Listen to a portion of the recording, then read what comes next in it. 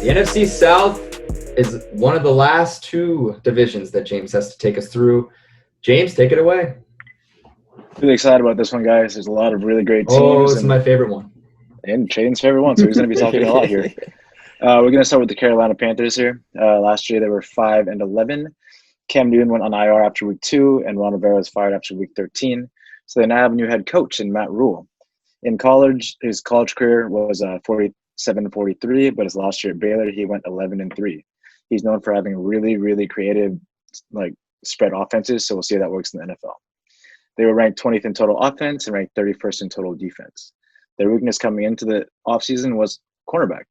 Like I mentioned a second ago, they were ranked 31st in total D, and their cornerback run defense grade was a league worst 31.8. They lost a lot of people, and when I say a lot, that's an understatement. They lost like half their team. They lost Cam Newton, Eric Reed, Bruce Irvin. He went to the Seahawks again. Their starting right tackle, Darrell Williams, Gerald McCoy, and Don Poe went to the Cowboys. Their starting right guard signed for the Jets. They lost James Bradbury to the Giants, Mario Addison to the Bills, and Luke Kuechly retired, which is tough because he was one of the best linebackers in the league for a very long time. So they went to the draft, and they drafted Derek Brown, a defensive tackle. He's a mammoth of a man. He had 170 tackles in college from Auburn. And they also got a defensive end, Yetur Gross-Matos from Penn State. After losing all those guys, they signed 3 big-name players. Teddy Bridgewater was signed from the Saints for 3 years, $63 million. He was Drew Brees' replacement last season when Drew Brees went down, and he won all 5 of his games. He did really well. They also signed Robbie Anderson from the Jets and Eli Apple from the Saints. My prediction is that the Panthers go 5-11. They signed a couple of big name guys, and they finally have a QB they can build around, but they lost way more than they gained. On defense, their secondary got a little bit better, but the sudden retirement of Luke Kuechly leaves a huge hole in the middle of their defense. The D-line lost a bunch of key pieces, which amounted to 27 sacks. On offense, Teddy Bridgewater is a good, efficient QB, and I'm interested to see how he meshes with CMC and DJ Moore. But other than these 3 names, there's not much else in offense to talk about. Much like with every other team that I talk about, this new offensive line will have to step up and perform if the team wants any sort of success. Tyler, let's start with you. What do you think? Yeah, if you're a season ticket holder for the Panthers, you got to be happy this is the season you won't be able to go to the games. It's going to be a rough time for those Panthers. I'm giving them 3 wins just to be gracious. But yeah, like as you mentioned, there's a lot of change. They lost a lot of their key players. They're in a really tough division. You know, I think 3 games being a little generous personally. I'm a little surprised if you gave them 5, but I might be wrong. But yeah, it's going to be a rough season for the Panthers. Traden? Yeah, I see 4-10. I'll give him another win, whatever. Split the difference. The O-line is the biggest question mark. Teddy Bridgewater, I know that he's pretty solid, but I just question his ability to really do much without a strong O-line. Christian McCaffrey is his strongest weapon, and he's a running back. Although I will say CMC is a godsend on the fantasy side, but we'll get to that. And defense, you just need to learn one thing, and it's 4 words. Stop the damn run. They gave up 31 rushing touchdowns, which is not only the worst in the NFL, but we haven't seen something that bad since the Detroit's perfect, or should I say imperfect season, and they had Luke Kuechly. Come on now. They did fix their secondary, but they need to fix the run. 4 wins is gracious, I think. And I'm actually being a little more gracious than Tyler. Alex? I'm being much more optimistic on the Panthers. I think people are kind of sleeping on them because they lost Cam. Teddy Bridgewater is a very efficient and accurate quarterback, and I think he and DJ Moore and CMC, who gets a lot of fucking touches in the reception game. I'm going to go 7-9. I'm not as high on some of these other teams. I think this is possibly the most intriguing division in football this year. 7-9. Suck it. I'm interested to see the rest of predictions here. And Eric, what do you think? 6-10. You got McCaffrey. You got Bridgewater. I agree with Alex on Bridgewater. I think he's a pretty solid quarterback. I think he's going to hold his composure. Their defense is going to haunt them, though. They got their fast receivers, Moore, Anderson, Samuel, 6-10. Okay, that was the most variance I've ever had in a prediction, just so you guys know. Going to fantasy here, we're going to talk about Teddy Bridgewater first. His ADP is 167, going as QB 25.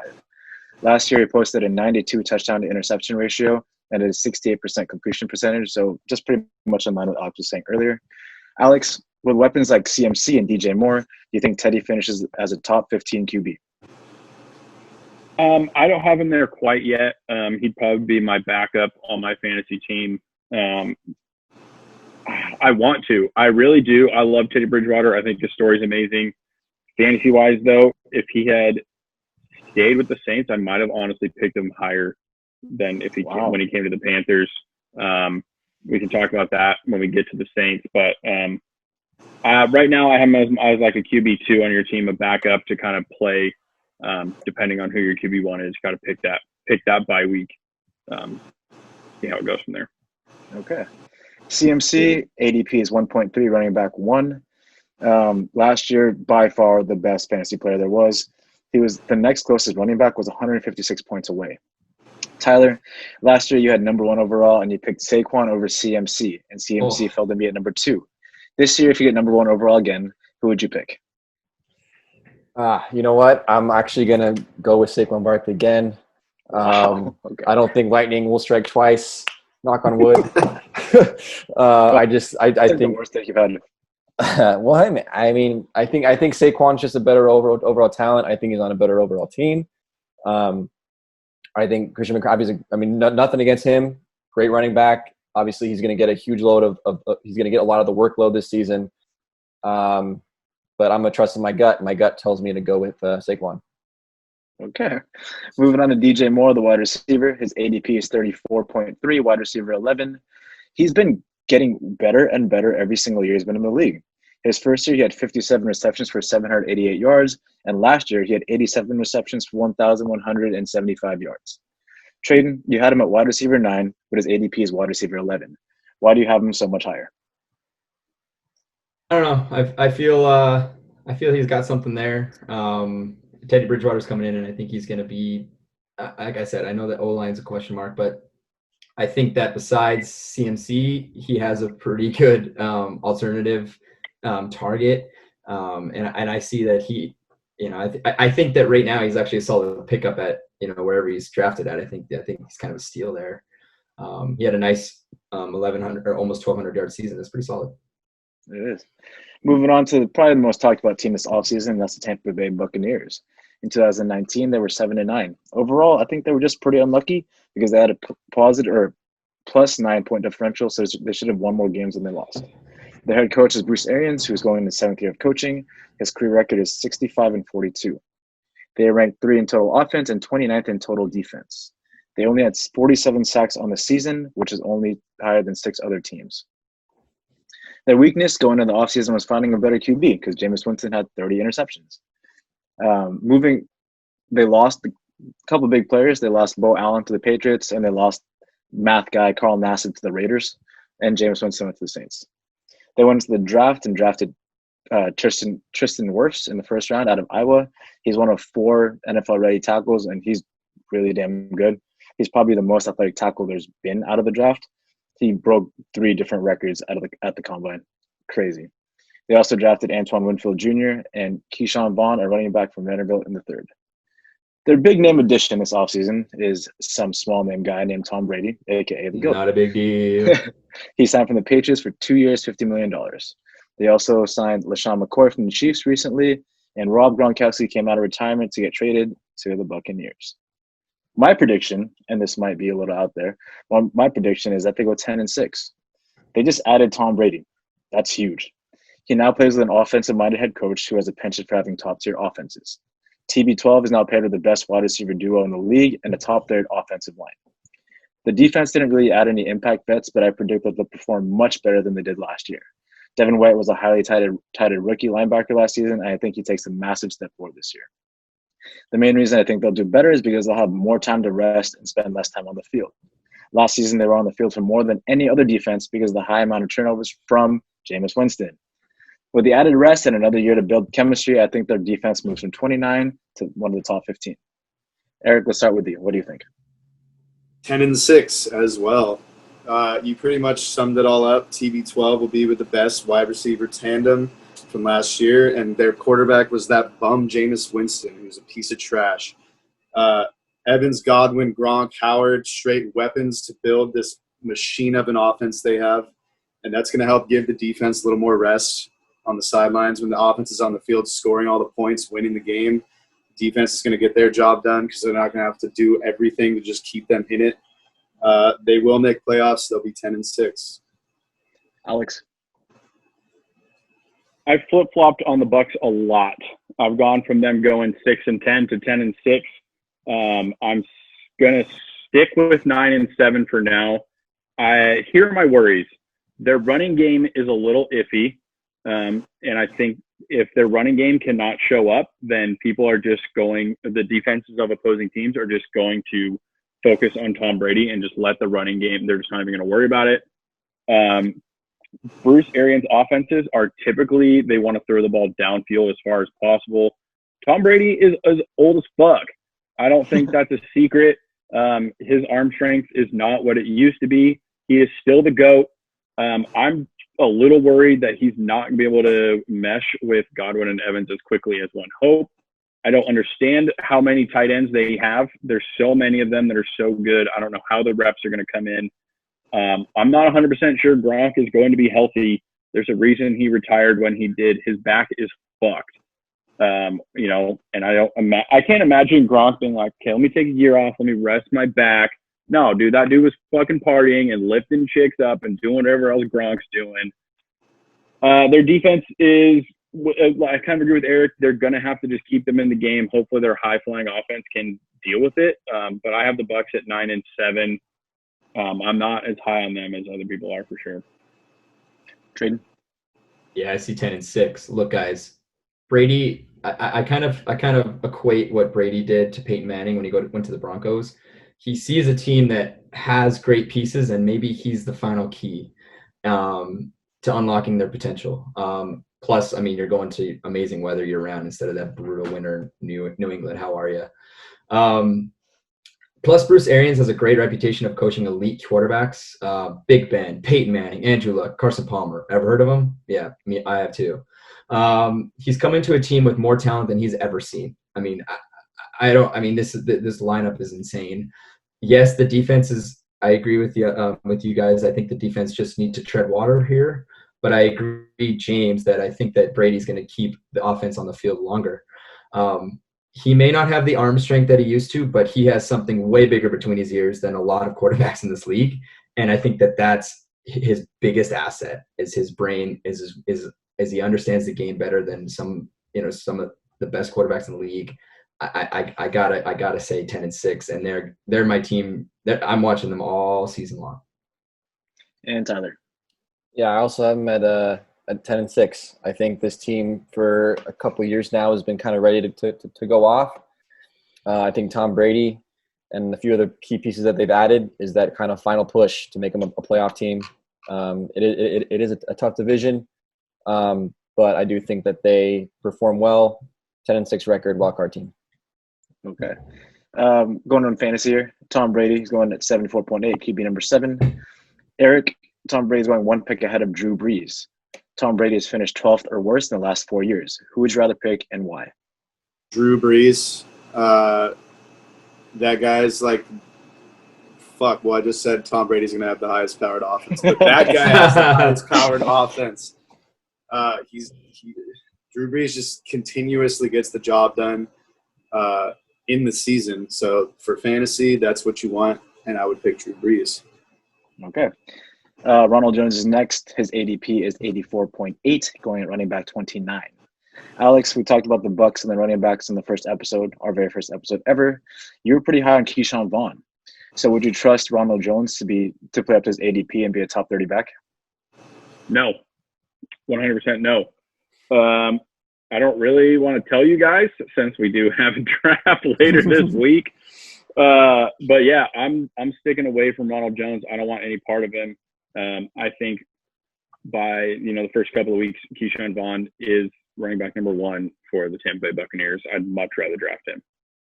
100% agree with you there. Now we're going to move on to the amazing wide receiver tandem in Tampa Bay. Chris Godwin is going at 22.3, while Mike Evans is going at 22.8. It honestly doesn't get much closer than that here, guys. So we're gonna do a little quick go through. Who do you think is gonna be better and why? Tyler, start with you. Jesus Christ, I don't know. Godwin, because I said It's so. got God in his name. Yeah, Okay. that's why. Eric, Thank you, what do you Eric. think? Thank you.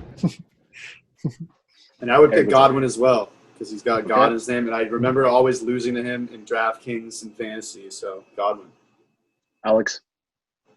I'm going to go Evans. A little bit more of a track record. And Traden. I'm flipping a coin right now, and it looks like Chris Godwin. Okay, I would definitely go with Godwin too. He's a little bit younger, a little bit more explosive, and he seems to always be where the ball's supposed to be and catch. He catches almost everything, so I'm gonna go with Godwin there. Lastly, we're gonna talk about Gronk. He's going at 72.1, tight end number 6. Tyler, we talked a little bit about Gronk in the first episode. Do you think he's gonna make a top 5 tight end impact, or do you think he's more of a figurehead? Yeah, I don't think so. I think that's just a risky pick with the year off and the other weapons that they have on that team. I honestly would steer clear of him unless he's there at the very end. Maybe pick him up just in case. But other than that, I personally am going to stay away from Gronk for now.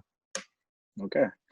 Moving on to a team with another 7-9 record, and that's the Atlanta Falcons. The head coach is Dan Quinn. They're in his 5th year as a head coach. He's had a 43-37 career record. Last year, the Falcons ranked 13th in total offense, 23rd in total defense. Their biggest weakness was their secondary. Their O-line was also a big concern because Matt Ryan was sacked a career high 48 times. Moving on, or people who moved on: Devontae Freeman, Austin Hooper, Adrian Claiborne, Devondre Campbell, Desmond Trufant, and Vic Beasley. They went in and drafted a cornerback in A.J. Terrell and a defensive end in Marlon Davidson. They've added 3 big names. Not really big names, but we'll see. Todd Gurley from the Rams, 1 year, $5.5 million after being cut from the Rams. They also got Hayden Hurst from the Ravens through a trade, and they signed Dante Fowler Jr. from the Rams, who had 11.5 sacks last season. My prediction is that the Falcons go 8-8. The Falcons did not fix any of their weaknesses this season whatsoever. They may have one of the best wide receivers in the league, but it doesn't mean anything if Matt Ryan doesn't have time to throw. Todd Gurley hasn't shown any of the explosiveness that had made him an All-Pro 2 years ago, and really needs to come back if he wants a shot at running through this offensive line that's basically Swiss cheese. The Falcons already have a terrible secondary, and it got worse for the loss of Desmond Trufant to the Lions. They replaced him with rookie A.J. Terrell, whose biggest weakness is coverage downfield. Terrible move. I don't know why they did that. Matt Ryan and Julio Jones pairing will always be really fun to watch, but they won't be able to overcome any of the weaknesses that I presented earlier. Traden, let's start with you. What do you think? Yeah, I'm going to give him 8-8. I'm a huge Matt Ryan guy, and I'm a huge Julio Jones guy. So I just, like you said, I love watching those two play. I think that their defense needs to figure it out. I do find it weird. I find it interesting that Dan Quinn gave up his defensive coordinator stint and let the kind of D coaches run the unit, and that's when they started to kind of improve. It kind of seems like last year they had a very bad start first half, and then their last half was actually pretty freaking solid. And both the offense and the defense kind of had that.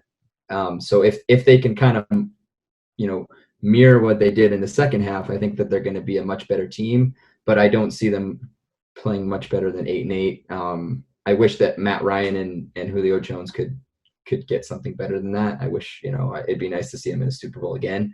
I love those guys, but I don't see it. Alex? I also have them at 8-8. I have zero faith in Dan Quinn. It would not surprise me at all if he did not make it through this season. Traden, you fucking nailed it. Like Matt Ryan and Julio Jones, like what a tandem. I don't know what Todd Gurley is. I love Todd Gurley and I hope the best for him, but unless he proves something, you can't trust him that much. His knee is just not what it used to be. It is a bummer. The Falcons should be a much better team than what they are, but yeah, I've got them going 8-8. Eric? I was going to give them 8-8, but I'm going to go 7-9 because first off, their Chick-fil-A and their fucking stadium is closed on Sundays. They should have built a Cane's there. Maybe I'd give you a little more leeway. But yeah, I'm bummed about my boy Todd Gurley as well. I hope to see him do well, but they're just not going to do good. Matt Ryan is going to get sacked a lot, and Julio Jones isn't going to catch a lot of passes because they won't get thrown to him because Matt Ryan will be getting bum rushed. And their defense has those wildly inexperienced secondary loopholes, like you mentioned. Just like when your controller turns off in Madden, like right when that play starts and they just get blown by, that's what's going to happen to them all season. And Tyler. Yeah, I agree with all you guys. Falcons are definition of mediocre. 8-8. Moving on to fantasy, Matt Ryan, ADP is 94.2, QB number 9. He plays in a dirt cutter offense, which is high volume, so his numbers are typically always really good. Traden, you had Matt Ryan at QB number 10. Do you trust him to put the same good numbers behind this offensive line? I mean, yeah, he's amassed 4,500 yards, an average of 4,500 yards for 8 years straight. 44-66 last year, so whatever. With 26 touchdowns, he slings the ball, boy. Like that guy can sling. 2.18 TDs per interception, which is pretty solid, and a QB rating of over 100 in the last 4 years, or twice in the last 4 years. I'm a huge Matt Ryan. I just love the guy. I think he's fascinating. I think he's fun to watch. It's interesting to see his type of body structure do what he can do. So I would say 10 is probably safer than 9, to be honest, but I just love him. Todd Gurley right now is going at 37.9, RB15. Tyler, I know you're a big TG3 or TG2 fan, whatever his name is, because it keeps changing for some reason. Yeah. But how do you think he's going to do in fantasy this year with this offensive line, which is actually better than the Rams, because Rams' offensive line last year was dead last?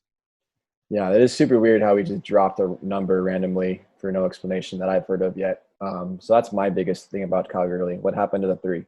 But in terms of what's going on with the Falcons, yeah, I mean, I think you have a good point there. Slightly better offensive line last year. I think that he does improve slightly because of just the year he had last year was just really uncharacteristic. I think he bounces back in some way, even with the injury to the knee. I think he'll have a slightly better season, but he's definitely not the Todd Gurley he was. And last but not least, Julio Jones going at 16.3, wide receiver number 5. This guy averages 10.5 targets per game. Alex, I'm going to ask you a question, and Eric, I'm going to ask you another question. But Alex, you had him at wide receiver number 3. Do you think he makes a push to the top 2 wide receivers? Top 2, no. I just don't think he's going to get enough targets in the red zone to make it worth it. He's got another guy on the other side of the field that's probably going to end up getting more of the targets because defenses are going to focus on the name. That's awesome. And Eric, dude, are you okay? You had him at wide receiver 8 next to Keenan Allen. What are you doing? Are you okay? God, dude. Just once you see the Falcons this year go 3 and fucking lose every other game, basically. Matt Ryan not throw passes to Julio Jones because he's getting sacked all the time and pressured. That's not going to make Julio Jones do well in fantasy. The kid who says I deserve to get punished, you wait and see. You heard it here first. Dude, I don't know what that means at all. Okay. Hold on. Time out. You wait and see that he's not going to do dick this year. Dude, the Falcons went 7-9 last year, and the guys – hold on. And the guys still amassed 1,400 yards last year and still get it done. Like – his average 1,400 yards in 2013, and he still almost did it last year. What the fuck are you talking about? Well, fuck. Pearson just scored to make this game go up 5-2. Oh, my God. Fuck Vegas. All right, moving on to the Saints here, fellas. In 2019, the Saints went 13-3. They lost to the Vikings and the wild card in overtime, 20-26. They're coached by Sean Payton, who's a fantastic head coach. They ranked number 4 in total offense and 13th in total defense. Their biggest weakness, which is not a weakness at all, is finding a wide receiver to complement Michael Thomas. Last year, Michael Thomas had 149 yards, 1,700 yards, or 149 receptions, 1,700 yards, and 9 touchdowns. They lost Teddy Bridgewater, which we talked about earlier, to the Panthers. They lost Von Bell to the Bengals, and A.J. Klein, their leading tackler, or their second leading tackler, to the Bills for 3 years, $18 million. They drafted Cesar Ruiz from Michigan, who didn't allow a sack in 449 pass block reps last season. That's incredible. And they drafted a linebacker in the 3rd round as well. They added Malcolm Jenkins from the Eagles I know Tyler's sad. Emmanuel Sanders from the Niners, and Jameis Winston from the Bucks.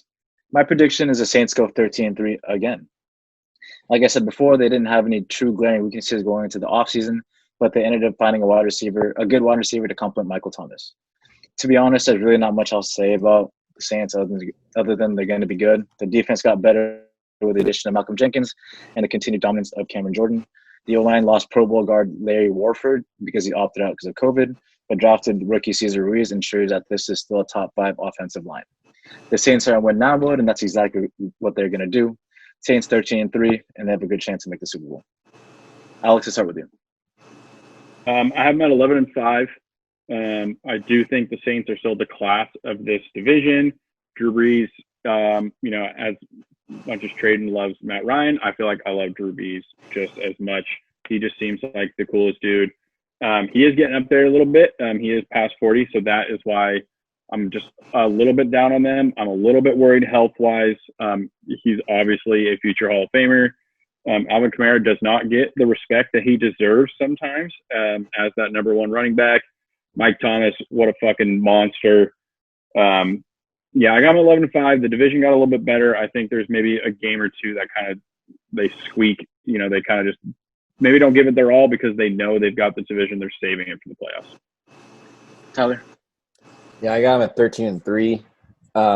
This one been one of the best teams in the NFC the last few years. And they just got even better, like you mentioned, James. I see this team 13-3 and making the Super Bowl this year. Eric? 12-4. They're really good. They got a lot of really good guys. We just know that. They got Malcolm Jenkins, and they have one of the 3rd best home records since 2016. I know there's no fans, but they're still just going to be really good. And last but not least, Traden. Yeah, I actually see 12-4. I only say that because Tom Brady and Drew Brees are going to sling it against each other twice this season. So I think that the Bucks will squeak out a win against them there. What I love about the Saints is they have short memories. 2 heartbreaking playoff losses in a row have preceded 13 win seasons. So they don't keep that on their backs. They continue to play. And I'm with you, Alex. I love Drew Brees. I love most of the quarterbacks in this whole division. That's why I love this division so much. I see 12-4 actually. 12-4.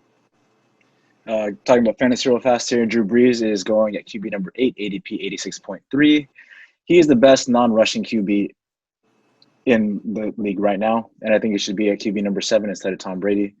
Alvin Kamara's ADP is 12.5, RB number 4. He played hurt most of last season, apparently. Did not know that. He does have a lot of goal line touches, which is concerning. So, Eric, Dalvin Cook is going at 6.1. So, who has a higher chance of finishing the top 5, Alvin Kamara or Dalvin Cook? I believe Kamara does. He's just solid. He's got that high-powered offense around him. More of a chance to score, more of a chance to do better. I'll go with Kamara. And last, we're going to talk about Michael Thomas. His ADP is 6.2, and he's wide receiver number 1. Last season, he put up 374 points. This season, he's projected for 301. So initially, I thought that DeAndre Hopkins would make a push wide receiver 1, but after looking at the stats and the improvement of the Saints, there's no question. Can't guard Mike is going to finish wide receiver 1, hands down. So the biggest question is his ADP of 6.2 too low? Tyler, Alex, what do you guys think? I'd say, yeah. I mean, I think that guy's proven that he's been one of the best offensive weapons in the NFL. I don't see how he's in the top 5. Yeah, I'd probably pick him 4 after the big 3 running backs, CMC, Saquon, and Ezekiel. I'm going Mike Thomas, definitely number 4. And that's all I got for my segment, guys. Thanks for listening.